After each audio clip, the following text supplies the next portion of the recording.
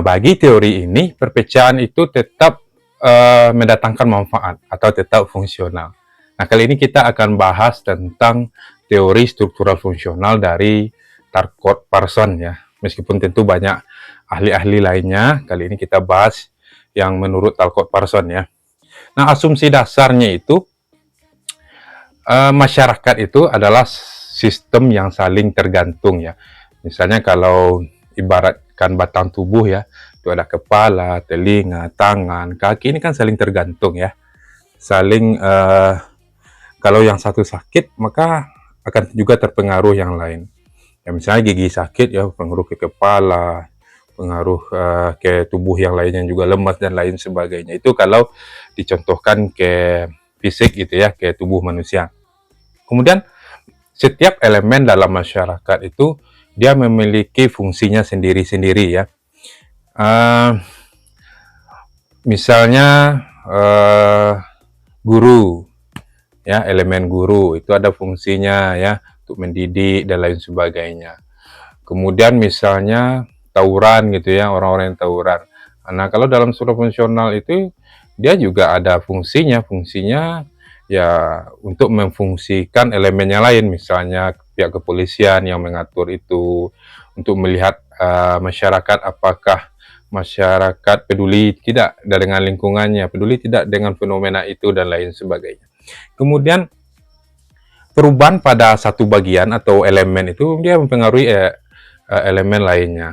Nah, ya contohnya yang viral sekarang.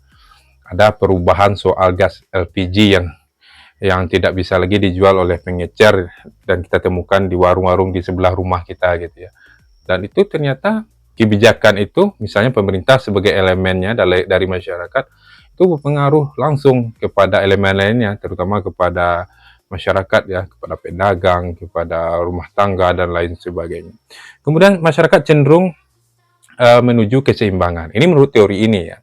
Jadi dia melihat lebih ke equilibriumnya, keseimbangannya. Jadi kalaupun ada misalnya seperti tawuran gitu ya, itu dia adalah proses bagaimana membuat tatanan masyarakat itu menjadi lebih baik sehingga masyarakat peduli, polisi, pihak keamanan ya, kepolisian itu peduli menerapkan aturan-aturan, kemudian juga diarahkan orang tua untuk mengontrol anaknya. Jadi arahnya ke keteraturan sosial gitu ya, atau keseimbangan, equilibrium. Nah, disfungsi, jadi ada istilah disfungsi dalam struktural fungsional ini. Ini sebenarnya pengganti konflik ya. Ketika ada elemen-elemen yang tidak berfungsi, nah itu dia mendorong kepada adaptasi dan perubahan. Nah ya, misalnya kalau ke fisik gitu ya, kita sering lihat ya ada disabilitas ketika tangannya tidak berfungsi, maka dia beradaptasi tubuhnya makan itu atau megang sendok dengan mulut atau ada yang dengan kaki dan lain sebagainya. Nah, begitu juga ketika melihat ada konflik-konflik di masyarakat, itu dianggap sebagai disfungsi saja. Lambat laun masyarakat itu akan beradaptasi ya, maka akan terjadilah perubahan, ada hal baru dari disfungsi tersebut. Intinya sesuai namanya struktural fungsional, dia selalu melihat di dalam struktur masyarakat itu apapun yang terjadi dia mengarah ke keseimbangan atau mengarah ke fungsi-fungsinya masing-masing untuk menjadi lebih baik. Nah itu ya, semoga penjelasan tentang teori struktural fungsional ini bermanfaat.